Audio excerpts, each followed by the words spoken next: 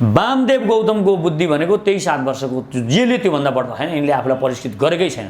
अनि बिचमा यिनी हवलदार भयो, त्यो हवलदारको यिनको बुद्धि छ। कहाँ कहाँ चौकीदारी गरेका भनेछ, त्यो चौकीदारीको बुद्धि। फेरि त्यो पेसा सम्मानित पेसा हो है, फेरि त्यो पेसालाई अवहेलना गर्न पाइँदैन। वामदेवले त्यो पेसाको पनि अपमान गरे, चौकीदारकोसम्म वामदेवले अपमान गरे कि। किनभने अब चौकीदारलाई पनि वामदेव जस्तो भन्न त लाज लाग्छ हेर्नु।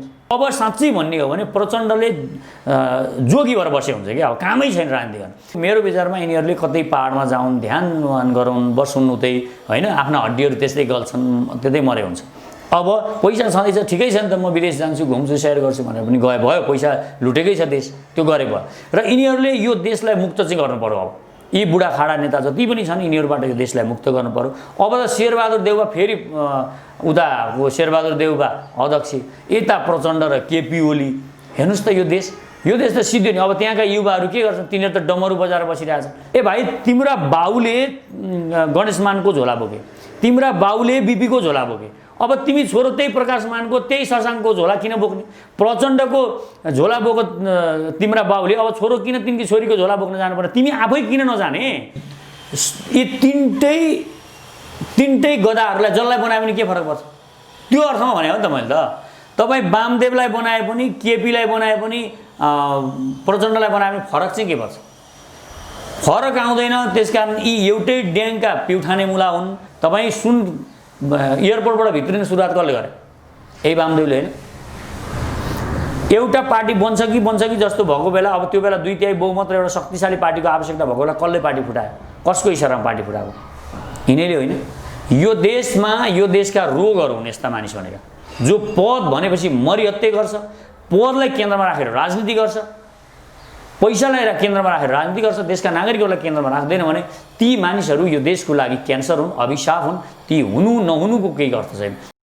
हाम्रो सचेत नेपालीले राष्ट्रसभा खारेज गर्छ। पहिलो कुरा, राष्ट्रसभामा यस्ता हरुवा चरुवाहरू, यस्ता दलालहरू, पैसा चन्दा दिएर अनि आउनेहरू, भ्रष्टाचारीहरू, यस्तालाई लाने ठाउँ, सम्मान पाउने ठाउँ भएको छ।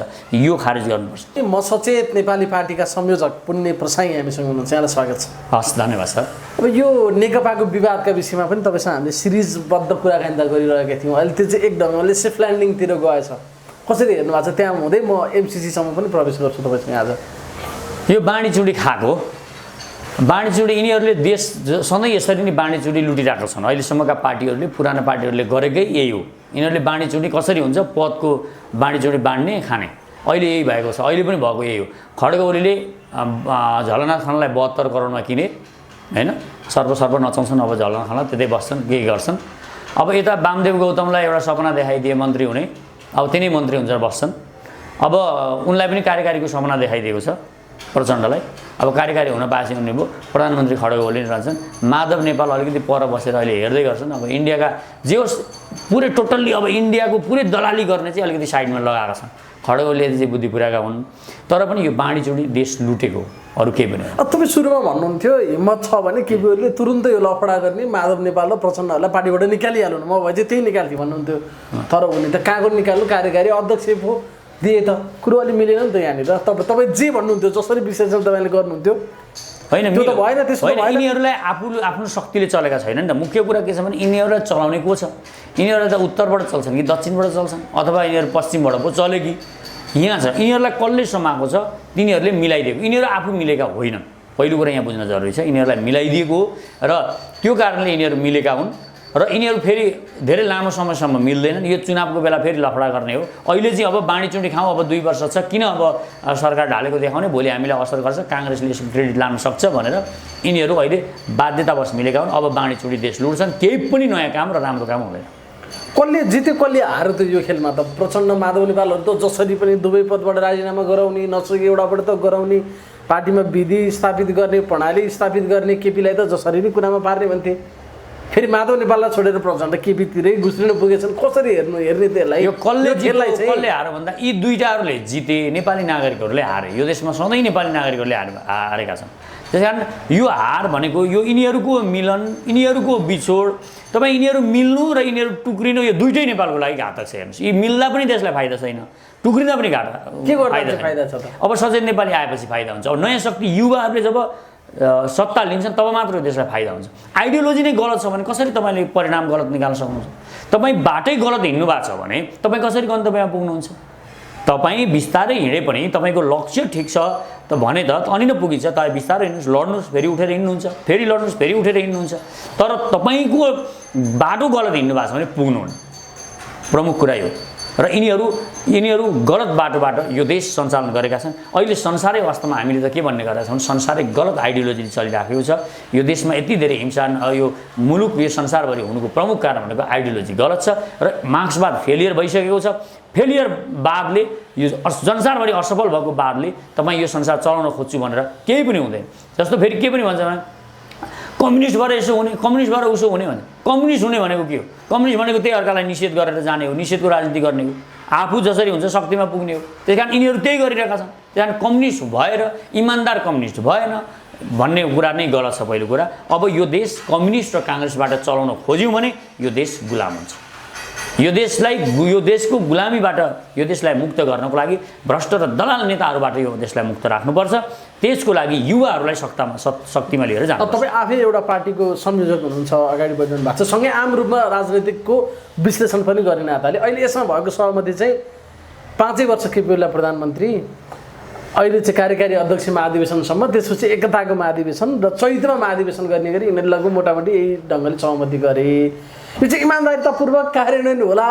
प्रचण्ड अब कार्यकारी एकल अध्यक्ष भएर मैले हाँकुला भनेर दङ्ग परेर बसेको तपाईँले भन्नुभयो झलनाथ खनाल 72 करोड पाएपछि अब उनी बोल्दैन किन? यो चाहिँ इमान्दारितापूर्वक कार्यान्वयन हुन सक्ने सम्भावनाको गुन्जाइस कतिको देख्नुहुन्छ तपाईँ बाहिरबाट हेर्दाखेरि? पहिलो कुरा, यो अधिवेशनै गर्दैन यिनीहरूले।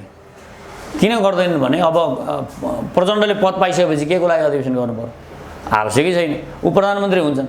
यो अधिवेशन भए पनि यो सरकार अर्को निर्वाचन भइसकेपछि गर्छन् यिनीहरूले। गरे पनि यो अधिवेशन पनि गर्दैन। बाँडीचुँडी यिनीहरू बस्छन्, पदमा खान्छन्, देश लुट्छन्, आफ्ना छोराछोरी नाता गोता साला सम्धिहरूलाई वरिपरि ल्याउँछन्, गतिला मानिसहरूलाई निकाल्छन् र यिनीहरू सत्तामा बसिरहन्छन्। चैतमा अधिवेशन नभए त फेरि एकल अध्यक्ष हुनु पाएन नि त प्रचण्ड। त्यो शर्तमा पो अहिले मानेछन् उनले। अनि एकल अध्यक्ष भए पनि एक्लै अध्यक्ष बनौला, अहिलेलाई ठिकै छ, कार्यकारी भयो नि, दुईजना बसे पनि मै नै हुँ क्यारे, पछि त एक्लै हुन्छु भनेर मानेछ नि त कुरा अहिले।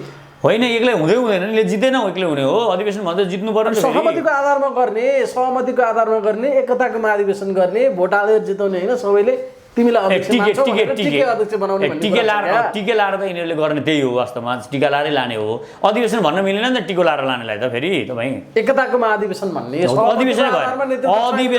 अधिवेशन भनिसकेपछि निर्वाचन हुनुपर्छ, त्यहाँ प्रतिस्पर्धा हुनुपर्छ। के को लागि अधिवेशन गर्दा? टिको लाउने हो भने किन अधिवेशन गर्ने? हामी भोलि सचेत नेपालीले अधिवेशन गर्छु भनेर अनि त्यहाँबाट देशभरिबाट मान्छे बोलाउने अनि त्यहाँबाट पढेर घोषणा गर्ने, त्यस्तो अधिवेशन हुँदैन। यो टिके प्रथा नै हो। त्यो पनि त कान छाम्दाखेरि अगाडिबाट नछामेर पछाडिबाट छामेको मात्रै हो। त्यस कारण यिनीहरूले अधिवेशन गरे भने पनि अब त्यसले यस्तै हो। उनीहरू आफू शक्तिमा, आफूलाई केन्द्रमा राखेर मात्र यिनीहरूले जे बनायो भने त्यो बनाउने हो। प्रचण्डले आफूलाई केन्द्रमा राखेर बाहेक सोच्दैन। खड्गौलीले त्यो आफूलाई केन्द्रमा राखेर सोच्ने हो। त्यस कारण यिनीहरूले पार्टीका नीति पनि आफूलाई केन्द्रमा राखेर बनाउँछन्, देशको नीति पनि आफूलाई केन्द्रमा राखेर बनाउँछन्। यिनीहरू नागरिकहरूप्रति गैर जिम्मेवार छन्। त्यस कारण यो आइडियोलोजीबाट हामी नसोचौँ। अब यसलाई उल्टाएर सोचौँ। मैले के भन्ने गरेको छु भने जे अहिले जसरी यिनीहरूले काम गरिरहेका छन् त्यो सबै उल्टाइदिउँ। उल्टो तरिकाले हामी अहिले यिनीहरू उल्टो चलिरहेको छ भने त्यो चाहिँ सुल्टाउने हो हुन चाहिँ भन्दा चाहिँ उल्टो भन्नु पर्यो अहिले चलिरहेकोले। तर यिनीहरू उल्टो दिशामा छन्, उल्टो तरिकाले चलेका छन्। हामी यसलाई ठ्याक्कै सुल्टाउनुपर्छ, अब विपरीत बनाउनुपर्छ र युवा शक्तिलाई लिएर शासन सत्तामा पुग्नुपर्छ। अब देश बनाउने हो भने होइन, अब यिनीहरू यस्तै लडाइँ लागिरहन्छन्, त्यही लडाइँमा हामी गिजोलिरहने, त्यही लडाइँमा फस्दै गर्ने, अनि एउटा साना साना मुद्दा लिएर हामी माइतीघर मण्डललाई कुदिरहने, अनि एउटाले जातपातका कुरा गरिन्छ त्यहीँ कुदिरहने, एउटाले भाइले आफ्नो गीत हिट बनाउनु पर्छ, एउटा झन्डा जलाइन्छ त्यसैमा कुद्ने। यसो गरेर यिनीहरूले हामीलाई बेवकुफ बनाइरहेका छन्। यी नेताहरूको यो चाल हामीले बुझ्न जरुरी छ र यो चाल बुझिसकेपछि हामी युवाहरू जोडिन जरुरी छ। हामी युवाहरू जोडेर आफै शक्तिमा पुग्नुपर्छ, अनि मात्र अध्यक्ष बनाउला जस्तो तपाईँलाई लाग्दैन? पूर्व एमालेको त ठुलो पङ्क्ति छ नि त्यहाँनिर होइन? प्रचण्डलाई अध्यक्ष बनाएपछि जितेर अध्यक्ष बन्छन् भन्ने कुरामा तपाईँलाई शङ्का छ? उनलाई पनि रहेछ त्यो शङ्का, किनभने सहमति गरेर मात्रै बन्नुपर्छ भन्छन् क्या, टिका लगाएर सबैले मानेर पनि चुनाव गरेर चाहिँ आउने होइन अध्यक्ष भन्छन् प्रचण्डजी। त्यो जित्दैन नि त, उसलाई थाहा छ त्यो नजित्ने भएपछि त किन चुनाव गरिरहनु पर्यो? उनी जसरी हुन्छ अध्यक्ष हुन चाहन्छन्। यी अध्यक्ष हुनु न चाहिँ तर अध्यक्ष हुन चाहन्छन् होइन सबैभन्दा समस्या यो देशमा यही छ अध्यक्षहरू सधैँ अध्यक्ष बन्न खोजेर यो देश बर्बाद पारेका छन् र मैले चाहिँ के भन्ने गरेको छु भने एउटा जुन क्रान्तिबाट मान्छे आउँछ नि त्यसले क्रान्ति गर्न सक्ला मास मोबिलाइज गर्न सक्ला तर त्यसले देशमा राम्रो परिणाम दिन सक्छ भन्ने ग्यारेन्टी छैन त्यसकारण यिनीहरूले जुन काम गरे एउटा सेटल गरे एउटा मुद्दालाई त्योसम्म यिनको ठिक छ अब साँच्चै भन्ने हो भने प्रचण्डले जोगी भएर बसे हुन्छ कि अब कामै छैन राजनीति गर्न यी जति पनि 60 वर्ष पुगेका छन् नेताहरू छन् यिनीहरू कतै अब गए हुन्छ क्या उता थाइल्यान्डतिर जाने उता सी बीचमा गएर मस्त चाहिँ घाम तापेर बस्ने त्यतै रमाउने अब पैसा छँदैछ त्यो गरे हुन्छ कि हाम्रो यत्रो योगदान छ त्याग छ तपस्या छ यत्रो क्रान्तिको नेतृत्व गरेर आयौँ अब त सत्तामा छौँ अब परिवर्तन गर्ने बेलामा त हामीले नेतृत्व गर्नुपर्छ भन्छन् परिवर्तन गर्दै रहेर मर्ने हो नि त मान्छेको चलन त्यो छैन अहिले त्यही पार्टी अध्यक्षकै रूपमा प्रधानमन्त्रीकै रूपमा चट्ट अन्तिम सास फेर्ने हो नि त हो भर्सक प्रधानमन्त्री हुँदै मर्न पाए राम्रो होइन अझ यिनीहरूको त त्यो नियत हुन्छ त्यो तपाईँको कुरा ठिक हो नि तर यिनीहरूलाई अब यिनीहरू मेरो विचारमा यिनीहरूले कतै पाहाडमा जाउन् ध्यान गराउन् बसुन् उतै होइन आफ्ना हड्डीहरू त्यस्तै गल्छन् त्यतै मरे हुन्छ अब पैसा छँदैछ ठिकै छ नि त म विदेश जान्छु घुम्छु सेयर गर्छु भनेर पनि गए भयो पैसा लुटेकै छ देश त्यो गरे भयो र यिनीहरूले यो देशलाई मुक्त चाहिँ गर्नु पर्यो अब यी बुढा खाडा नेता जति पनि छन् यिनीहरूबाट यो देशलाई मुक्त गर्नु पर्यो अब त शेरबहादुर देउवा फेरि उता शेरबहादुर देउवा अध्यक्ष यता प्रचण्ड र केपी ओली हेर्नुहोस् त यो देश त सिद्धियो नि अब त्यहाँका युवाहरू के गर्छन् तिनीहरू त डमरू बजाएर बसिरहेछ तिनीहरू त त्यही मान खड्ग ओली मान प्रचण्ड भनेर फेसबुकमा स्ट्याटस लेखेर पठाए ए भाइ तिम्रा बाउले गणेश मानको झोला बोके तिम्रा बाउले बिपीको झोला बोके अब तिमी छोरो त्यही प्रकाश मानको त्यही शशाङ्कको झोला किन बोक्ने प्रचण्डको झोला बोको तिम्रा बाउले अब छोरो किन तिनकी छोरीको झोला बोक्न जानु पर्ने तिमी आफै किन नजाने युवाहरू त्यसकारण युवाहरूलाई मेरो रिक्वेस्ट के हो भने यिनका झोला बोक्न छोड्नुहोस् यिनको झोला बोक्न छोडेर अब मैदानमा आफै खट्नुहोस् आफै आउनुहोस् सचेत नेपालीसँग आउनुहोस् सचेत नेपाली बना हामी आफू एउटा बनाउन हाम्रो नयाँ शक्ति यहाँबाट जाने हो अब यसरी युवाहरू सधैँ यिनीहरूका झोला बोकेर यो देश ब्रह्मलुट गरेर यो देश बर्बाद भएकोमा हामी किन लाछाप लाएर बस्ने हामी किन एउटा रक्सी र एक साग मासु भातमा हामी बिक्ने एउटा मोटरसाइकल किनिदियो भने किन यिनीहरूका पछाडि गुलाम भएर हिँड्ने त्यो मोटरसाइकल त तपाईँ साग रोपेर किन्न सक्नुहुन्छ तपाईँ किन यति आत्मविश्वास आफूमा सिर्जना गर्नुहुन्न युवाहरूलाई मेरो रिक्वेस्ट के हो भने तपाईँ जागिर माग्ने यो नेताका पछि लाग्ने चक्कर छोड्नुहोस् चक्कर छोडेर तपाईँ 25 वर्षको हुनुहुन्छ भने तपाईँ काम सुरु गर्नुहोस् तपाईँ एउटा राम्रो आइडियोलोजी भएको एउटा राम्रो सिइओ होस् या कोही राम्रो व्यापारीलाई समाउनुहोस् र त्यसको फलो गर्नुहोस् यस्ता दलाल नेताहरूको फलो गरेर तपाईँ यो देशलाई होलसेलमै रिटायरमेन्टमा गएर ध्यान गर्ने हो कि योग गर्ने हो कि घुम्न जाने हो कि मस्ती गर्ने हो कि त्यो बाटो चाहिँ तय गर्दा भयो अब ओली प्रचण्ड शेरबहादुर या त्यो बुढाखाडा नेतृत्वले चाहिँ भन्ने पक्षमा तपाईँहरू हुनुहुन्छ होइन यो देशै छ म मात्र होइन यी बुढाखाडालाई नहटाइकन यो देश बन्दैन कुनै र बुढाखाडा लाने पनि नियम हामीले सिद्ध्याइदिनुपर्छ 55 वर्षदेखि माथिको नेतै नहुने म 55 वर्ष पुगेपछि रिटायर हुनै पर्ने हामीले यो सिर्जना गर्नु पर्यो के को विचारधारा र के को कुरा के विचारधारा छ यिनीहरूले के कुन चाहिँ नेताले के विचारधारा ल्यायो ल अहिलेसम्म गर्ने प्रचण्डले के विचारधारा ल्यायो यिनको विचारधारा हो यो माओवाद एउटा मार्क्सवाद भन्ने कुनै एउटा मार्क्सले एउटा बदलाको भावमा पुँजीवादले सबै खायो घरमा पैसा पनि थिएन रिसको झोकमा एउटा वाद निकाले मार्क्सले रिसको झोकमा एउटा मार्क्सवाद निकाले त्यसको पनि माओवाद विङ एउटा पुच्छर हुने माओवाद के भनेको त्यसैकै हाँगाबिगा होइन अब जुन मूल दर्शनै गलत छ गलत दर्शनले संसार लिड हुन सकेन अब यी पुच्छरहरू त्यो रौँ त्यहाँका रौँले हाँगाबिगाले संसार चल्छ विकास हुन्छ हुँदैन मार्क्सवादी दर्शनले पनि संसारको राम्रो हुँदैन पुँजीवादी दर्शनले पनि हुँदैन त्यही भएर हामीले सर्वपहिचानवाद ल्याएको हो नि त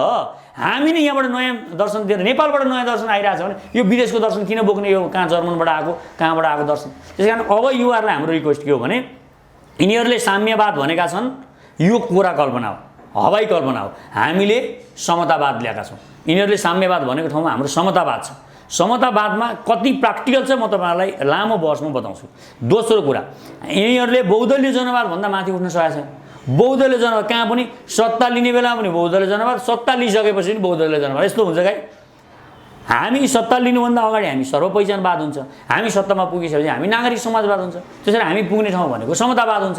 यसरी एउटा आइडियोलोजी नै हामी नयाँ ल्याइरहेको छौँ भनेपछि अब नेपालमा हामीले नयाँ दर्शनको विकास गरेका छौँ। भोलिका दिनमा हामीले यो इम्प्लिमेन्ट नेपालमा गर्छौँ, हामीले सरकार बनाइसकेपछि नेपालमा इम्प्लिमेन्ट हुन्छ, लागू हुन्छ यो, र हाम्रो सर्वपहिचानवाद नेपालमा लागू भइसकेपछि संसारले हामीलाई हेर्छ र त्यो बादमा टेकेर हामी यो देश यिनीहरूले 50 वर्षमा गरेको काम सचेत नेपालले 5 वर्षमा गर्छ र गरिसकेपछि के हुन्छ, संसारले हामीलाई हेर्छ, संसारले हामीलाई कति यति छिटो प्रगति कसरी गरौँ मिराकल हुन्छ वर्ल्डमा, र उनीहरू हाम्रो बात पढ्न आउँछ। र अक्सफोर्ड र क्याम्ब्रिजमा कुनै दिन सचेत नेपालीले जुन प्रादुर्भाव गरेको छ सर्वपहिचानवाद, नागरिक समाजवाद र समतावाद, यसमा पिएचडी गर्छन् संसारमा। त्यसकारण हाम्रो यो लक्ष्य लिएर हिँडेको यो नयाँ वाद हाम्रो आफ्नो वादमा आउनु पर्यो। खालि पुराना थोत्रावाद दिएर यो देश बनाउँछु संसार बनाउँछु भनेर अब सम्भव छैन। अब वामदेव गौतमप्रति त तपाईँ अलिकति सहानुभूति नै राख्ने मान्छे हो होइन, उहाँलाई पनि राष्ट्रिय सभामा लाने निर्णय पनि मन्त्री परिषदले गरिसक्यो पार्टीको सिफारिसमा, यसपछि तपाईँ खुसी नै हुनुहुन्छ? वामदेव चाहिँ राष्ट्रिय सभामा वामदेवको मुख त्यहाँबाट टाल्यो, झलनाथको मुख 72 करोडले टाल्यो, अहिले मुख टालिने बाँकी माधव नेपालको मात्रै हो। प्रचण्डको कार्यकारी अध्यक्षको बिकाउ मान्छेको पनि सहानुभूति हुन्छ भने हेर्नुहोस्, सहानुभूति भनेको के भने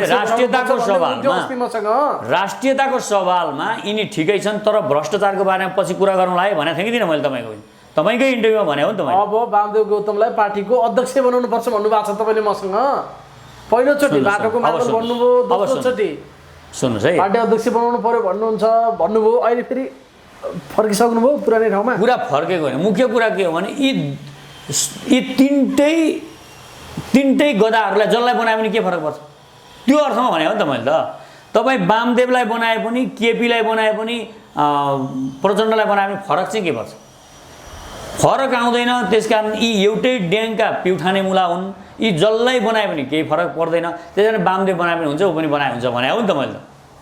अब राष्ट्रियताको सवालमा अलिकति राष्ट्रियताको सवालमा अडान लिएको कारणले राष्ट्रियताको सवालमा चाहिँ हाम्रो अलिकति कुरा मिलेको त्यो मात्र भने, तर भ्रष्टाचार त यिनका पालना जति कससँग भएको छ तपाईँ भ्रष्टाचार तपाईँ हेर्नुहोस् न।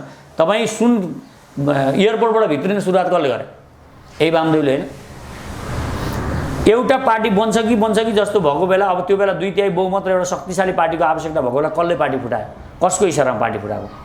यिनीहरूले होइन। यो देशमा यो देशका रोगहरू हुन् यस्ता मानिस भनेका जो पद भनेपछि मरिहत्ते गर्छ, पदलाई केन्द्रमा राखेर राजनीति गर्छ, पैसालाई केन्द्रमा राखेर राजनीति गर्छ, देशका नागरिकहरूलाई केन्द्रमा राख्दैन भने ती मानिसहरू यो देशको लागि क्यान्सर हुन्, अभिशाप हुन्। ती हुनु नहुनुको केही अर्थ छैन। ती कहीँ पुगेर पनि यो देशलाई केही फाइदा। के सन्देश दिन खोजेको त अहिले राष्ट्रिय सभामा वामदेव गौतमज्यू जो चाहिँ हार्नु भएको थियो बर्दियाबाट, उहाँले मनोनयन भयो, अब मन्त्री बन्नलाई दौरा सुरुवाल अर्डर गरेर बस्नु भएको छ। अब अलरेडी दौरा सुरुवाल छन् नि, नयाँ लाउनु पर्यो नि। अब उहाँलाई यो के हो भने अयोग्य मानिसहरू जबरजस्ती छिरेको। एक पहिलो कुरा अयोग्यले शासन गरिरहेको छ, अब अर्को अयोग्य होडबाजी गरेर फेरि त्यहाँ पुगिरहेछ। राम्रा मान्छे यिनीहरूले नछानेको अवस्था हो। त्यसकारण हरुवा चरुवाहरूलाई तपाईँ जब सत्तामा लानुहुन्छ भने चुनाव निर्वाचन किन गर्नु पर्यो? यिनीहरू त भर्खर के पनि गर्थे भने अब हामी त के भन्दैछौँ, यिनीहरूले जुन सत्ता क्याप्चर गर्ने रणनीति बनाएछन्, अब हामी एउटा विरोध पनि गर्दैछौँ। त्यो निर्वाचन आयोगले जुन चुनाव चिन्ह गर्छ त्यो पनि गोला पर्खाबाट गर्नुपर्छ। माथि माथि काङ्ग्रेस अनि त्यसको ठिक्क तल सूर्य राखेर बस्ने होइन, अब त्यो पनि दिनु हुँदैन यिनीहरूलाई। यिनीहरूलाई किन सूर्य र यिनीहरूको माथि राखेर गर्ने? यी हरुवा चरुवा यिनीहरूलाई नि माथि लानको लागि सारा प्रपञ्च यहाँका सिस्टमलाई किन यिनीहरूले आफ्नो हातमा लिइरहेछन्? त्यसकारण निर्वाचन आयोगले पनि यो गर्न जरुरी छ। यस्ता हरुवा चरुवा लानेलाई प्रबन्ध नमिलाओस्। अब त्यो सूर्यको ठाउँमा, त्यो रुखको ठाउँमा अब भोलि सचेत नेपालीको पार्टीको चिन्ह त्यहाँ हुनुपर्छ हाम्रो भोट हाल्ने बेलामा, र त्यो पनि गोला पर्खाबाट लानुपर्छ। त्यो पनि त्यो यिनीहरूलाई किन छोड्ने? जतिवटा पार्टी संलग्न हुन्छ तिनीहरूलाई गोला पर्खा जसको जहाँ पर्नेमा हुन्छ त्यसमा छान्नुपर्ने हुन्छ। र यी हरुवा चरुवा वामदेव जस्ता मानिसहरूलाई वामदेव मात्र के भनेर तपाईँ अहिले जम्मै यो हरुवाहरूको सभा भएछ क्या अहिले राष्ट्रिय सभा 6-7 जना चाहिँ हारेका मान्छेहरू, त्यही भएर हामी राष्ट्रिय सभा खारेज हारेका, कोही चाहिँ मेयरमा हारेका, कोही प्रदेशमा हारेका, कता कता कता हारेकाहरूलाई त्यहाँ चाहिँ अनि स्वास्नी स्वास्नी पनि लानु पर्यो त फेरि, त्यो पनि लाने ठाउँ। अहिले 45 जोडी छन्। तपाईँ 45 जोडी त अहिले पनि छन् क्या समानुपातिक भन्दै लगेका। हनीमुन जोडी 45 वटा, पहिलाकोमा 55 जोडी थिए, अहिले 45 जोडी। यो हेर्नुहोस् न, टेक्नोक्राटहरू लाने, एकदम बौद्धिक मानिसहरू लाने, त्यस्तो मानिस लाने भनेर राष्ट्रिय सभा बनाएको होइन, विज्ञहरूलाई लाने भनेर। हाम्रो सचेत नेपालीले राष्ट्रिय सभा खारेज गर्छ। पहिलो कुरा, राष्ट्रिय सभामा यस्ता हरुवा चरुवाहरू, यस्ता दलालहरू, पैसा चन्दा दिएर अनि आउनेहरू, भ्रष्टाचारीहरू यस्तालाई लाने ठाउँ, सम्मान पाउने ठाउँ भएको छ। यो खारेज गर्नुपर्छ। यहाँ धेरै कुरा नियम मिलाउनु राष्ट्रिय सभा नै खारेज गर्ने, राष्ट्रिय सभा खारेज नगरी हुँदैन, खारेजै गर्ने। त्यहाँ भएको प्रवृत्तिलाई खारेज गर्दै राष्ट्रिय सबै खारेज एउटा राष्ट्रिय जीवनमा महत्त्वपूर्ण योगदान गरेका व्यक्तित्वहरूको पनि को छ त? एउटा नाम निर्माणमा हैन, जो पनि छ नि त्यस्ता मान्छेहरू धेरै मान्छे छन् नि त्यहाँ अहिले भएको चाहिँ भन्नुस् न। अहिले छैन नि त, भएको मान्छे ल्याउन सक्छ नि त, ल्याउँदैन नि त, यो सिस्टम ल्याउँदैन। पहिला सुन्नुहोस् है, अब के गर्ने हो भने अहिलेको सिस्टमले यिनीहरूले त्यो ल्याउने बनाएकै होइन। त्यो ल्याउने भनेको श्रीमती गर्लफ्रेन्ड ल्याउन बनाएको राष्ट्रिय सभा भनेको, अनि घुसखोर भ्रष्टहरूलाई ल्याउन भनेको, उनीहरूलाई सम्मान दिनको लागि भ्रष्टहरूलाई, अनि यी हरुवाहरूलाई ल्याएर फेरि प्रधानमन्त्री मन्त्री बनाउनलाई गरेको। यो सुनियोजित रूपमा यिनीहरूले आफूलाई केन्द्रमा राखेर बनाएको। म भ्रष्टाचारी भएँ भने पनि भोलि पाउँछु भनेर यिनीहरूले बनाएको। त्यसरी बनाएको हुनाले राष्ट्रिय सभा खारेज गर्नुपर्छ पहिलो कुरा। र केही टेक्नोक्राट साँच्चै नै इमान्दार मानिसहरू ल्याउने, केही विज्ञहरू ल्याउने, यो देशका विज्ञहरू मान्छेलाई ल्याउने हो भने त्यो सिधै प्रतिनिधि सभामै ल्याउँदा भयो नि। किन चाहियो त्यो 2-4 जना मान्छे त्यहाँ घटाइदिने नि त, यिनीहरूलाई हटाएर त्यहाँ ल्याउने। चुनाव लड्न जाँदैनन्, चुनाव लड्न सक्दैनन्, ती मान्छेहरूको पनि सम्मानजनक सहभागिता नीति निर्माण त्यो प्रतिनिधि सभा सिधै गरिएको हो क्या, सिधै प्रतिनिधि सभा भनेको प्रतिनिधि सभा सिधै ल्याउने हो। 5-10 जना त्यस्ता मान्छे विज्ञहरूलाई सबैलाई ल्याउने होइन। फेरि त्यो किन ल्याउने त? त्यो जुलुस ल्याएर के काम? त्यहाँ त 8-10 जना मान्छे विज्ञ ल्याएपछि त भइहाल्यो। त्यो यो हामी त अब यो घटाउनुपर्छ भनिरहेको छौँ सांसदहरू। अब यिनीहरूले सबै तारतम्य यसरी खान र बाँच्नको लागि मात्र बनाइरहेको छन्, आफ्नो लागि बनाएका छन्। आफ्ना स्वास्नी छोराछोरीलाई कसरी लाने, सालीलाई कसरी लाने, सम्धीहरूलाई कसरी लाने, आफ्ना घरबेटीलाई कसरी लाने, यो सबै यसरी घेरिएका छन्। हेर्नु, पहिलो कुरा के हुन्छ भने मैले बारम्बार भन्ने गरेको छु, नातालाई जब तपाईँ छेउमा, मैले मेरो बुढीलाई जब छेउमा राखेर बात गर्न थाल्छु, जब मैले मेरो सालोलाई ल्याउन थाल्छु, तब सिद्धियो त्यो मान्छे सिद्धियो। हेर्नुहोस्, त्यस कारण आफ्ना मान्छेलाई तपाईँ जब वरिपरि राजनीतिमा वरिपरि ल्याउन थाल्नुहुन्छ, त्यसले देशको कहिले पनि भलो गर्दैन। तिनीहरूले सधैँ घेर्छन् र राम्रा मान्छेहरूलाई पाखा लाउँछन्, योग्य मान्छेहरूलाई जानै दिँदैनन् र अयोग्य मान्छेहरूले शासन गर्छन्। अहिले यो देशमा अयोग्य मानिसहरूको शासन छ र अनपढ गँवारहरूको शासन छ र दलाल र भ्रष्टहरूको शासन छ, विदेशी दलालहरूको शासन छ।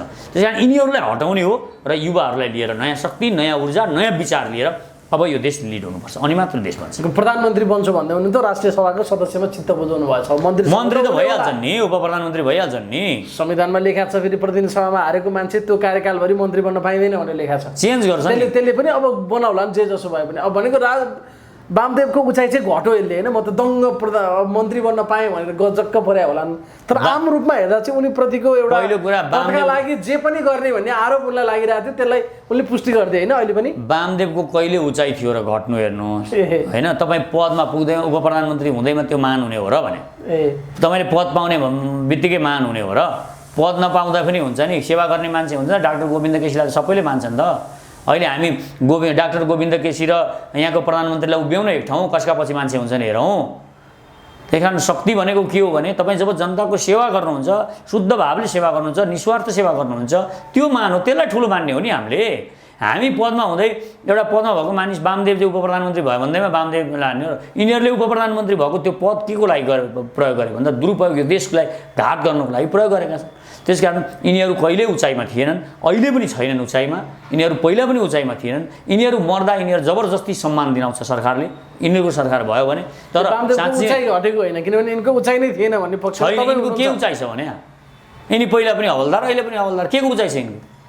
अहिले पनि त्यो बुद्धि छ। हवलदारको बुद्धि त मान्छेको के हुन्छ भने तपाईँ एउटा कुरा बुझ्नुहोस्, विचारधारा 7 वर्षमा क्रिएट भइसक्छ एक किसिमको। उसले जे हुनुपर्ने हो 7 वर्षमा उसको आउँछ एक किसिमले, र उसले त्यो किसिमले एकदम गहिरो अध्ययन गरेर शिक्षित हुँदै गयो भने मात्र उसले आफूलाई परिवर्तन गर्न सक्छ। नभए त्यही 7 वर्षमा उसले जे लियो त्यही हुन्छ।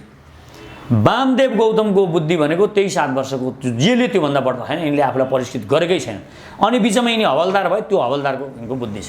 कहाँ चौकीदारी गरेका भनेछ, त्यो चौकीदारीको बुद्धि। फेरि त्यो पेसा सम्मानित पेसा हो है, फेरि त्यो पेसालाई अवहेलना गर्न पाइँदैन। वामदेवले त्यो पेसाको पनि अपमान गरे, चौकीदारको सम्म वामदेवले अपमान गरे के। किनभने अब चौकीदारलाई पनि वामदेव जस्तो भन्न त लाज लाग्छ। हेर्नुहोस्, एउटा चौकीदारले कुनै दिन वामदेव चौकीदार थिए हामीलाई गौरव छ भन्न सक्दैन नि त। त्यस कारण चौकीदारको सम्म अपमान गर्ने मान्छे कसरी देशको मान्छे हुँदैन। अब यो सहमति जुन गरे उनीहरूले, त्यसै एउटा बुझा छिरो एमसिसीका बारेमा व्यापक विरोध भइरहेको थियो र त्यसलाई चाहिँ हामी संशोधनसहित पास गर्छु भनेर पनि निर्णय गर्यो त राम्रो गरे नि होइन कसले यथास्थितिमा एमसिसी पास गर्दिन भने कसले जसरी पनि पास हुनुपर्छ भन्थे नि त केपी ओलीहरू घुँडा टेके नि त अहिले त संशोधन गरेपछि आयो नि त होइन यो संशोधन सहित गर्नुपर्छ यताउता गर्नुपर्छ भनेर त बार्गेनिङ गरेर त भीम रावलहरूले हो नि कहाँको तपाईँ मैले पहिले भीम रावलले जब बोल्न थाल्ने बित्तिकै मैले नेपालका नागरिकहरूलाई भनेको थिएँ त्यो बेला के भनेको थिएँ भने भीम रावलको विश्वास नगर्नुहोस् यो मान्छे मन्त्री हुनको लागि बोल्या हो अब गृहमन्त्री यस्तै केही हुन्छन् भएन भने फेरि विरोध गर्छन् एमसिसीको विरोध अब फेरि यिनले कुन बेला गर्छन् यिनलाई गृहमन्त्री बनाएन अथवा केही मन्त्री बनाएन भने मात्र भीम रावलको विरोध चाहिँ मन्त्री हुने टुल्स मात्रै थियो भन्ने कुरा तपाईँ भन्दै हुनुहुन्छ अहिले 100% त्योभन्दा बढ्ता यिनले बोलेकै होइन मैले त्यही बेला भने र बजार क्याप्चर गर्नलाई बजार भनेको मार्केटमा चाहिँ हामी एमसिसीको विरोधमा थियौँ भन्नु पनि छ नि त फेरि असफल भयो भने त्यो भन्नु छ सफल भयो भने त्यो भन्नु छ त्यो कारणले गर्दाखेरि यिनी बोलेका भनेको मैले उसै बेला भनेको थिएँ काम छैन अब त्यो बेला मलाई चाहिँ विरोध गरे मान्छेहरूले तपाईँ त अलि लोयल हुनुहुन्थ्यो एमसिसी प्रति भने मैले चाहिँ के भनेको थिएँ भने पक्षधर समेत भनेर अहिले पनि कति मान्छेले आरोप लगाएर हो बुझेनन् त्यो बेला मैले के भनेको थिएँ सबै किसिमका अनुदानहरू खारेज गर्नुपर्छ भनेको थिएँ अब अनुदान यो एमसिसी पनि अनुदान भनेर आएको छ उनीहरू बुझ्दैन उनीहरू चाहिँ के हुन्छ भने त्यही भन्नुपर्ने भन्ने जस्तो कुरा हुन्छ हामी यदि एमसिसी नलिने हो भने सबै कुरा खारेज गर्नुपर्छ र अर्को कुरा मैले के भनेको थिएँ भने महत्त्वपूर्ण कुरा भनेको थिएँ यदि नागरिकहरूले कुनै कुरा विकास चाहनुहुन्न भने म मेरो घरमा यो घरमा आज तपाईँ मेरो उसमा घरमा हुनुहुन्छ बात गरिराख्नु भएको छ यो सेटिङ म चेन्ज गर्न चाहन्न मानिलिउँ यो सेटिङ म चेन्ज गर्न चाहन्न तपाईँले मलाई 10 करोड दिन्छु यो सेटिङ चाहिँ चेन्ज गर्नुहोस् भन्नुभयो म गर्न मेरो इच्छा हो नि त्यो तपाईँको दाढी छन् तपाईँको दाढी मेरो दाढी छैन तपाईँको दाढी काटौँ हो भनेर मैले तपाईँलाई दिएँ तपाईँले काट्दिनँ भन्न पाउने कि नपाउने पाउनुहुन्छ नि त नागरिकले पनि विकास गर्न पाउँदैन भन्न पाइन्छ मलाई तेरो विकास चाहिँदैन म अविकासमै बस्छु भन्ने पनि मानव अधिकार हो यो पनि छोड्नु हुँदैन त्यसकारण मैले चाहिँ के भनेको थिएँ मानव अधिकारको दृष्टिकोणबाट यदि नागरिकहरू चाहनुहुन्न भने एमसिसी खारेज गर्नुपर्छ त्यसलाई लागू गर्नु हुँदैन होइन जुन चिज हामीलाई फाइदा छ अनि मान्छेहरू यसका फाइदा यसका घाटा भनेर यत्रो लम्बे तान छलफल गरेर बस्छन् ए बाबा हामीलाई चाहिँदैन भने चाहिँ किन छलफल गर्ने चाहिँदैन हामी निकालौँ न आन्दोलन गरौँ हटाइदिउँ सक्यो के फाइदा र घाटाको के लाभ भयो हामी आफ्नै पुँजीले आफ्नै पैसाले बनाउँछु भन्न त पाइयो नि म अनुदान लिन्न भन्नु पाएँ र अनुदान लिन्छु भनिसकेपछि अर्काको कुरा मान्नुपर्ने हुन्छ चाहे तपाईँ संशोधन गर्नुहोस् चाहे असंशोधन गर्नुहोस् त्यही लागू गर्नुहोस् तपाईँलाई संशोधन गर्ने भन्ने कुरामा पनि तपाईँहरू अब खुसी हुनुहुन्न यो खारेजीकै पक्षमा हो म सचेत नेपाली पार्टीको अहिलेको पोजिसन कहाँ हो अब सुन्नुहोस् कहाँदेखि हामी चेन्ज भयौँ भन्ने कुरा पहिला हामी संशोधन गरेर हुन्छ कि भन्दाखेरि हामीलाई अलिकति विचार गरौँ त भन्ने जस्तो पनि थियो र विकास कार्य रोक्नु हुँदैन भन्ने थियो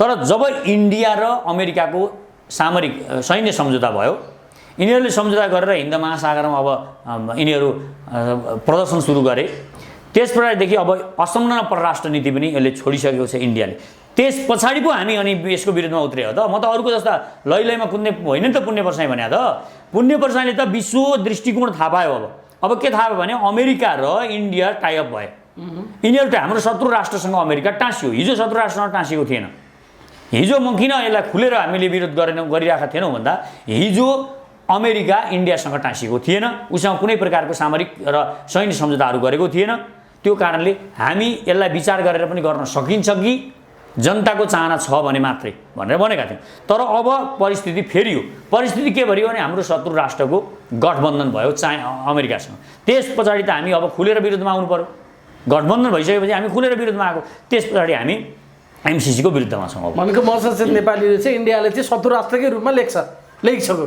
घोषणा गरिसक्यो इन्डिया भनेको हाम्रो शत्रु राष्ट्र नै हो लेख्छ होइन यति नबुझेर हामीले दुःख पाएको हो अहिलेसम्म उसले यो देशलाई अन्ततः गुलाम बनाउन चाहन्छ अन्ततः बिहार जस्तै एउटा काम नलाग्ने प्रान्त बनाउन चाहन्छ यो सिक्किमीकरणको दिशामा उसले लिएर जान चाहन्छ यो नेपाली जनताले नबुझुन्जेल यो देशको विकास हुँदैन त्यसकारण हामीले के भनेको हो भने सिमानामा काँडे तार पनि लगाउने हो प्रवेश आज्ञा पनि लागू गर्ने हो यो अहिले जुन बाबुराम भट्टराई जस्ता इन्डियाका नम्बरी दलालहरू जसरी अहिले तराईमा बसेर यता पहिचानवादीहरूलाई पनि उचाल्ने र उताबाट अङ्गीकृतहरू भित्र्याउने यता पहिचानवादीहरूलाई चाहिँ के भन्ने यी पासाङ के छन् नि शेर्पा के अरे आङ्काजी सरी पासाङ भने मैले आङ्काजी शेर्पाहरूलाई यता के भन्ने आङ्काजी शेर्पाहरू जस्तालाई दुईटा जिल्लाको भए पनि हामीलाई राज्य घोषणा गर्दै हुन्छ शेर्पाको भन्ने यता लाउने उठाउने आङ्काजीको बुद्धि त त्यति नै हो, दुईटा अन्तिममा भयो भने के भने म जिल्लाको भयो भने राजा हुन पाऊँ भने हो नि त, त्यो त एउटा जिल्लाको भयो भने म त्यहाँ सर्वमान्य हुन पाऊँ, केही लागेन भने यो बडा इन्ट्रेस्टिङ छ क्या। तपाईँको पहिला यो खान नाम त बिर्सिहालेँ, एउटा राजाकै उदाहरण दिउँ। ती राजाले चाहिँ छोरोले विद्रोह गर्यो, बाबुलाई लगेर थुनो, कुब्ला खान होइन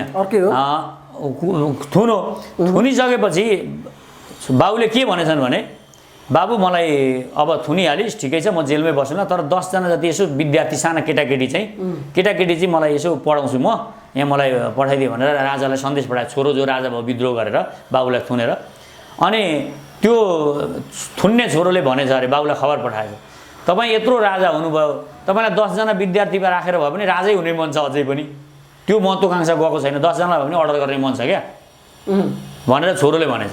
यो आङ्काजीहरूको बुद्धि यति हो, यिनीहरूलाई 10 जना विद्यार्थी राखेर भयो भने यिनीहरूलाई नेता हुनु परेको छ।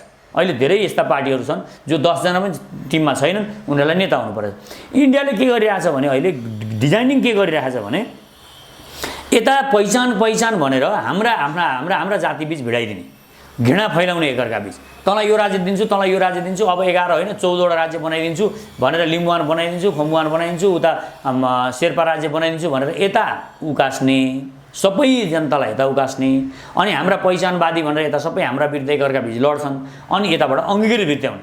अब हेर्नुहोस्, अङ्गीकृत भित्राएर 50 लाख अङ्गीकृत भित्राइदिने, अनि 50 लाख अङ्गीकृत भित्राइसकेपछि के हुने भयो, अनि पछि निर्वाचन हुन्छ, निर्वाचन भएपछि उनीहरूले जित्ने भए, अनि यिनीहरू के हुने भए, अनि उहाँको जस्तो पार्वत्य परिषद भनेर दार्जिलिङतिर खोलेको जस्तो यस्तो भएर बस्न भए पनि यिनीहरू राजी छन्। यति निकममा सोच भएका मानिसहरू यो देशमा इन्डियाले चलाइरहेको छ, यस्ता मानिसहरूलाई। त्यसकारण बाबुराम भट्टराई र यो मधेस जुन गठबन्धन गराएको छ मधेसका दलहरूको, यो गठबन्धन भनेको त्यही अङ्गीकृत भित्राउने ग्रान्ड डिजाइनिङमा आएको छ। र एउटा कुरा नेपाली जनताहरूलाई म बुझाउन चाहन्छु, यो रिक्वेस्ट पनि गर्न चाहन्छु, अब हामीले यो आउने निर्वाचनमा यदि सचेत नेपालीले जितेन, सरकार बनाउन सकेन, 2/3 सरकार अझ जरुरी छ, बनाउन सकेन भने त्यो बेला के गर्छ इन्डियाले भने इन्डियाको उसको आफ्नो पपेटका मानिसहरूको सरकार बनेन भने यसले तराईमा र पहाडमा एउटा विद्रोह गराउँछ, जातिगत युद्ध लगाउँछ र हामीलाई फुटाउँछ र यहाँ गृह युद्धको स्थिति सिर्जना गर्छ र त्यसबाट उसले अनेक किसिमका फाइदाहरू र नयाँ उसले प्रत्यक्ष निर्वाचित राष्ट्रपति भन्छ, यसलाई अझ कडाइका साथ भन्छ र अङ्गीकृत फेरि त्यही अङ्गीकृत र नागरिकता दिने कुराहरू ल्याउँछ र पुरै देश कब्जा गर्छ। त्यसकारण अहिलेदेखि सचेत बनौँ, साना कोठरीमा र एकअर्का बीच जुधेर नबसौँ। अब संशोधन गर्छु त भन्यो त सरकारले, कि त कुनै पनि हामी लिँदैनौँ भन्नु पर्यो तपाईँले भन्नु होइन, हामी त अब नलिने, देश चाहिँ अनुदानले चल्न पर्ने, उनीहरूकै वैदेशिक सहायता, यो त अन्तर्राष्ट्रिय सम्बन्ध सञ्जाल धेरै कुराहरू छन् सर, हामी संयुक्त राष्ट्रसम्म आबद्ध छौँ, एकअर्काको पारस्परिक सहयोगबाट चल्छ देशहरू, विश्व नै त्यसरी चल्छ।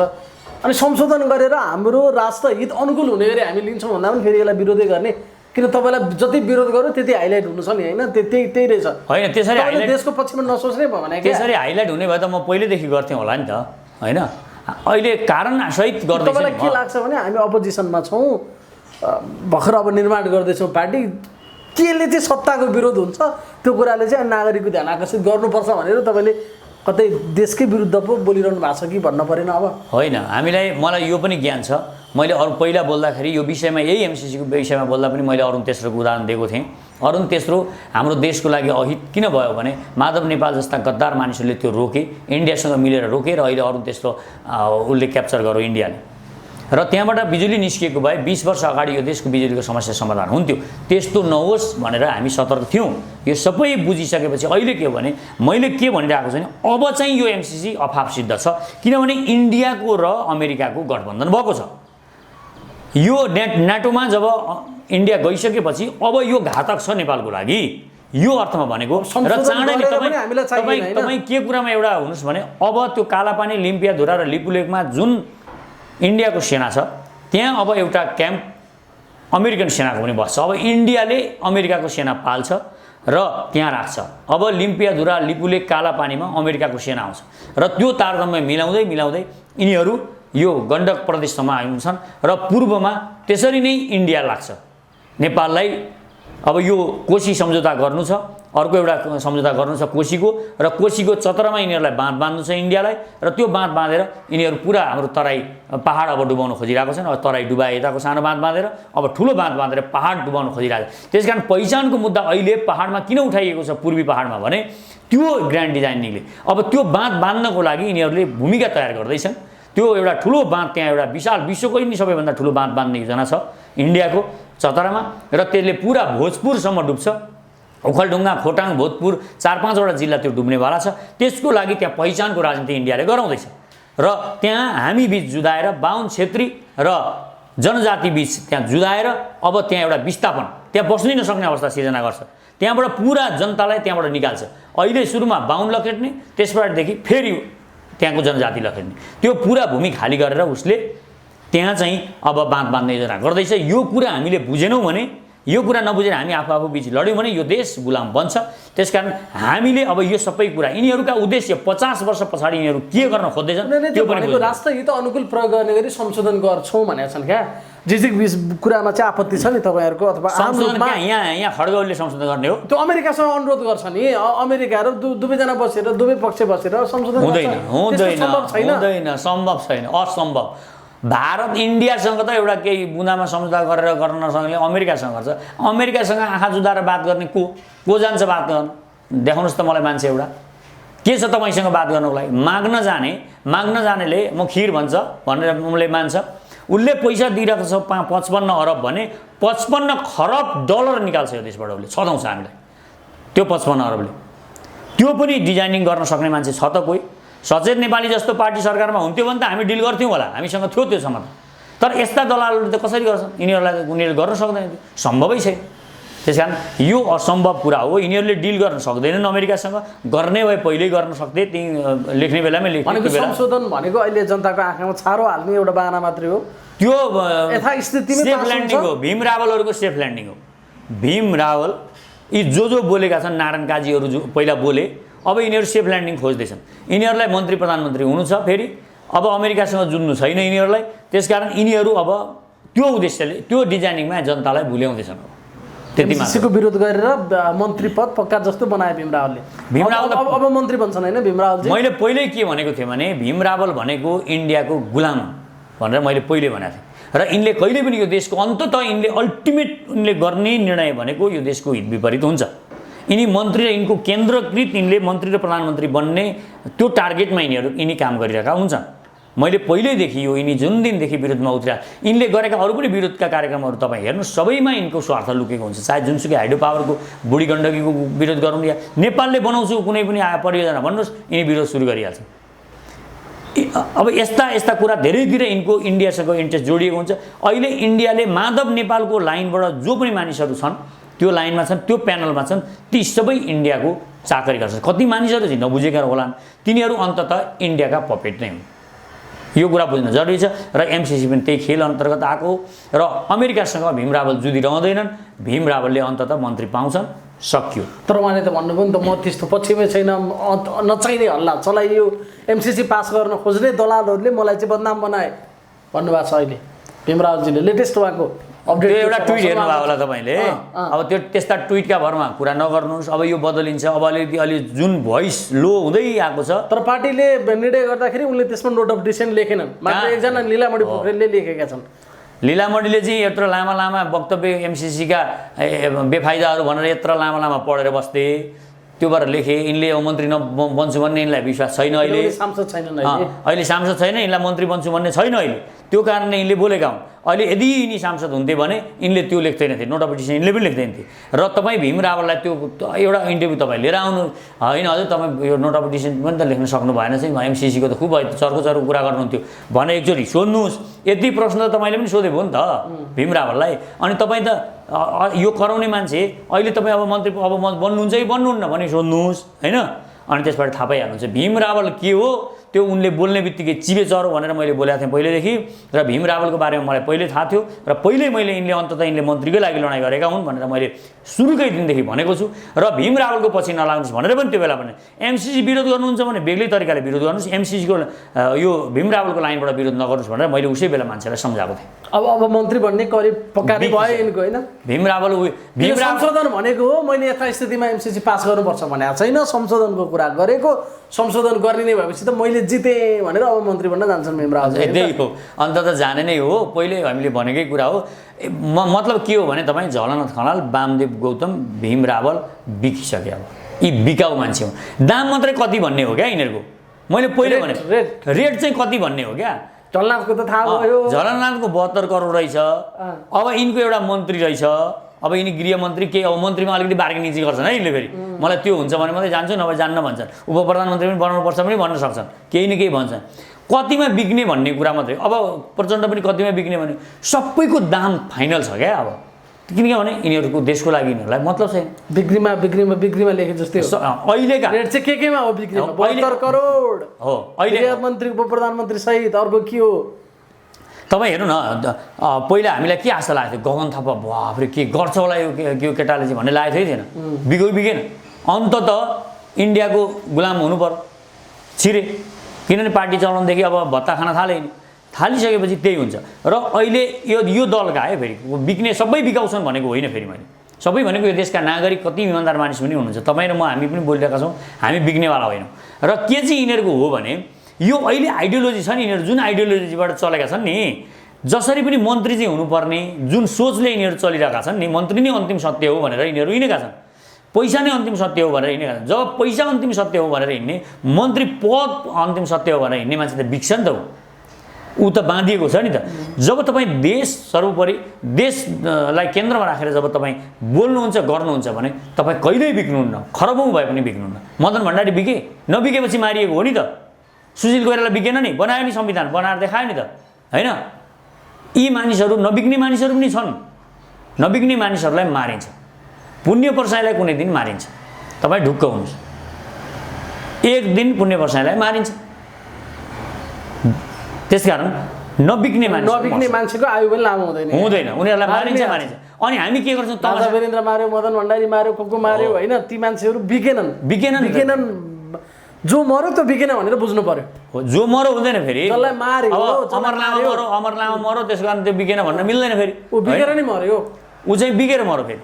बिग्यो अब त्यो जोगाउनु थियो। किनभने अब के भयो भने अमर लामालाई मारिसकेपछि त यता पछि पोल फुल्न सक्छ। त्यो भएर माओवादीलाई लगाएर मारो। हेर्नुहोस्, फेरि उसै इन्डियाले मारेको हो नि त त्यो पनि अमर लामा। अनि यिनीहरूलाई पैसा दिएको माओवादीलाई मार्नको लागि यिनीहरूले मार्यो होइन?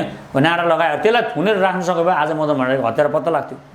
अब राजा वीरेन्द्रलाई मारियो, किन मारियो भन्दा बिकेन। बिक्नेलाई किन्ने मूल्य छैन नि त। मूल्यहीन मानिसहरू बिक्दैनन्, नबिकेपछि उनीहरूलाई मारिन्छ। त्यसकारण कुनै दिन हामीमाथि पनि आक्रमण हुन्छ। र यो सिस्टमबाट अहिले के छ भने पद र प्रतिष्ठा, पैसा, शक्ति यसलाई मात्रै मानिएको छ। तपाईँ चाहिँ मर्न तयार भएरै आउनु भएको अहिले? म त कफन बाँधेर भनेको छु। म त स्पष्ट रूपमा के छ भने कि यो देशलाई के बनाउने हो, युवा शक्तिलाई युवालाई लगेर सत्तामा राख्ने नै हो, बनाउने हो कि मर्ने हो? मार्ने विकल्प छैन। दुईटा सम्झौता हुँदैन। डु अर डाई त्यति नै हो। त्यति नगरी हुँदैन पनि। तपाईँ डु र डाईको पोजिसनमा नगरी यो देश बन्नेवाला पनि छैन यो। र युवाहरूलाई सबै साथीहरूलाई पनि म के भन्छु भने तपाईँ जे काम गर्दै हुनुहुन्छ भने डु र डाईको पोजिसनमा तपाईँ हुनुपर्छ। तपाईँ सिक्नुहोस्, लड्नुहुन्छ, उठ्नुहोस्, फेरि बढ्नुहोस्, फेरि लड्न सक्नुहुन्छ, फेरि बढ्नुहोस्, फेरि उठ्नुहोस्, हिँड्नुहोस्। तर तपाईँ डु र डाई म जसरी पनि गर्छु भन्ने एउटा एउटा लक्ष्यमा फोकसिङ गरेर हिँड्नुहोस् र साना कुरामा नअल्मलिनुहोस्। हामीले यो देश बनाउनुपर्छ। तपाईँ पैसा भनेको जुन दिनसम्म तपाईँ पैसा पैसा पैसा भनेर पैसाको पछि लाग्नुहुन्छ त्यो दिनसम्म तपाईँको पछाडि पैसा आउँदैन। तपाईँ विश्वास गर्नुहोस्, तपाईँलाई पैसा आउँदैन। जुन दिन तपाईँ ड्रिमलाई फलो गर्नुहुन्छ, आफ्नो सपनालाई फलो गरेर हिँड्नुहुन्छ, तपाईँका पछि पैसा पनि आउँछ, तपाईँका पछि यो नागरिक समर्थन पनि आउँछ, तपाईँपछि देशको समर्थन आउँछ तपाईँलाई जब तपाईँ ड्रिममा फोकसिङ गरेर। त्यस कारण म सारा युवाहरूलाई के रिक्वेस्ट गर्छु भने पहिला तपाईँ ड्रिम बनाउनुहोस् र त्यो ड्रिममा फोकसिङ गरेर हिँड्नुहोस्। तपाईँ पैसा खोजिरहनु पर्दैन, त्यही ड्रिमले तपाईँलाई पैसा ल्याउँछ, त्यही ड्रिमले तपाईँलाई पद दिन्छ। र तपाईँको लक्ष्य चाहिँ यो देश नागरिक र राष्ट्रपति गद्दार गर्ने खालको कुनै पनि तपाईँको सोच हुनु हुँदैन। पैसालाई होइन, सपनालाई पछ्याउनु पर्यो। सपना पछ्याउनुपर्छ मानिसले। सपना पछ्याइसकेपछि त्यो सपनाले सबै कुरा लिएर आउँछ। अब एमसीसी चाहिँ तपाईँहरू खारेजीकै पक्षमा हुनुहुन्छ, त्यसका लागि पूर्ण खारेज, अब चाहिँ पूर्ण खारेज, त्यसका लागि अब चाहिँ पूर्ण खारेज। हामी त गर्छौँ नि प्रदर्शन त, हामी त यहाँ अहिले त नेकपाले पास गरेको यसरी नै महाकाली बेचे होइन नि यिनीहरूले। पहिला के गरे, अनेक अनुसन्धान आयोगहरू बनाए, के गरे यिनीहरूले, सङ्कल्प प्रस्ताव भने सङ्कल्प प्रस्ताव ल्याए, महाकाली सन्धि पास गरे, महाकाली बेचे। महाकाली सन्धि भनेको के हो, महाकाली बेचेको हो नि त। अहिलेसम्म त्यो महाकाली सन्धि होल्ड गरेर त्यो महाकाली नदी यिनीहरूले क्याप्चर गर्यो इन्डियाले, भनेपछि महाकाली बेचियो। महाकाली बेच्दाखेरि के भयो, पुरा लिम्पियाधुरा कालापानी लिपुले पनि बेचिसकेको रहेछ, त्यही सँगै त्यो आयो। अब अहिले पनि यो हेर्नु सबैलाई किनिसक्यो नि, यो नेकपा भनेको त यिनीहरू त पुरै बिकाउ पार्टी हो। हेर्नुहोस्, मदन भण्डारीलाई मारिसकेपछि यो पार्टीको कामै थिएन, यो पार्टी पुरै जरैबाट उखेलेर फ्याँक्नुपर्ने थियो। मदन भण्डारीको हत्या भइसकेपछि इन्डियाले मदन भण्डारीको हत्या गरेकै दोस्रो दलाल आफ्नो माधव नेपाललाई ल्याउनको लागि। जहिले पनि दोस्रो व्यक्ति ल्याउँछ। फेरि एउटा कुरा के बुझ्नुहोस् भने तपाईँ हेर्नुहोस्, गणेशमानबाट इन्डियाको स्वार्थ पुरा भएन, कृष्णप्रसाद भट्टराईबाट भएन। कृष्णप्रसाद भट्टराई अन्तिममा गएर राजासँग मिले, वीरेन्द्रसँग मिलिदिए, वीरेन्द्रसँग एउटा राष्ट्रवादी शक्तिसँग मिले, गणेशमान पनि राष्ट्रको पक्षमा भए। त्यस कारण के गर्यो इन्डियाले भने, इन्डियाले दलाल इन्डियाको गिरिजाप्रसाद कोइरालालाई अगाडि बढायो र इन्डियाको पुरै सत्ता रुँदै पार्टी छोडेर हिँड्नु पर्यो गणेशमान सिंहले। कृष्णप्रसाद भट्टराईको पनि त्यही बेहाल बनाए र यिनीहरूले पार्टी क्याप्चर गरे, इन्डियाको दलालहरूले पार्टी क्याप्चर गरे र गिरिजाले पार्टी क्याप्चर गरे र जे चाहन्थ्यो इन्डियाले त्यो सबै गरायो। अङ्गीकृत भित्राउनु पनि भित्रायो, नदी नाला पनि बेचियो, सबै गरे। र त्यसबाट दोस्रो पार्टी थियो नेकपा एमालेलाई के गर्यो, मदन भण्डारी बिकेन। मदन भण्डारी नबिकेपछि गणेशमान जस्तो उनले रुँदै पार्टी पनि छोड्ने ऊ थिएन। उनी त एउटा साहस र देशका जनताले विश्वास गरेको एउटा लिडर, साँच्चीको देशले पाएको लिडर थियो। त्यो कारणले अब मदन भण्डारीलाई मारिदिए। मदन भण्डारीले मारेर इन्डियाको दलाल माधव नेपाललाई राखे। माधव नेपाल भनेको इन्डियाको तपाईँ सम्झिनुहोस् परराष्ट्र मन्त्रालय, इन्डियाको यो राजदूतावासको कर्मचारी, यति सम्झिनुहोस् तपाईँ। माधव नेपाल भनेको लैनचौरमा इन्डियाको दूतावासको कर्मचारी भन्दा बढ्दा तपाईँले सोच्नुभयो भने यो तपाईँको ठुलो भ्रम हुन्छ। अब चाहिँ के गर्नुहुन्छ त एमसीसी खारेजीका लागि तपाईँहरूको अभियान के छ? हामी एमसीसी यिनीहरूले पास गरे भने पनि हामी चुप लागेर बस्दैनौँ। त्यो परियोजना सञ्चालन गर्न दिनुहुन्न? परियोजनामै आक्रमण गर्छौँ हामी। पहिलो कुरा परियोजनामाथि नै आक्रमण गर्छौँ, परियोजना नै हामी असफल गराउँछौँ, परियोजना जान दिँदैनौँ र त्यहाँ नेपाली पैसा नै लगानी गर्नुपर्छ। नेपाली पैसा हामी आह्वान गरेर हामी नै उठाउन सक्छौँ 55 अरब रुपियाँ। 55 अरब रुपियाँ भनेको ठुलो कुरा होइन। पुण्य प्रसाईले चाह्यो भने संसारभरिबाट अहिले रिक्वेस्ट गर्यो भने 1 खरब रुपियाँ पुण्य प्रसाईले 1 वर्षमा उठाउन सक्छ, त्यो हामी नै दिन सक्छौँ। त्यही कारण यो खारेज गरियोस्। संसारभरिका नागरिकहरूले 1 खरब रुपियाँ उठाएर दिनुहुन्छ, यो खारेज गरेर आफैले बनाउने हो, आफैले बनाउने हो। 55 अरबको पछाडि कुद्न जरुरी छैन। यदि सरकारले त्यो अनुमति दिन्छ भने 55 अरब त पुण्य प्रसाई एक्लै नै उठाइदिने। म एक्लै भन्नको मतलब संसारभरिका नेपाली नागरिकहरूले उठाएर जम्मा गर्न सक्नुहुन्छ। तपाईँको आह्वानमा तपाईँ त्यति उठाइदिनु, त्यति विश्वास मलाई 1 खरब रुपियाँ म 1 वर्षमा उठाएर यो सरकारलाई यदि राष्ट्रको पक्षमा कुनै पनि निर्णय गर्छ, राष्ट्रलाई बलियो बनाउने निर्णय गर्छ भने त्यो हामी गर्न सक्छौँ। मैले त्यही भएर यो देशको सेनालाई शक्तिशाली बनाउनुपर्छ भनेको पनि हो। प्रसारण लाइनको कुरा छ, प्रसारण लाइन चाहिन्छ, बनाउनुपर्छ, तर अब अमेरिका र इन्डियासँग झुकेर बनाउने होइन। हुन्छ, महत्त्वपूर्ण समयका लागि यहाँलाई धेरै धेरै धन्यवाद। हवस्, यहाँहरूलाई पनि धेरै धेरै धन्यवाद।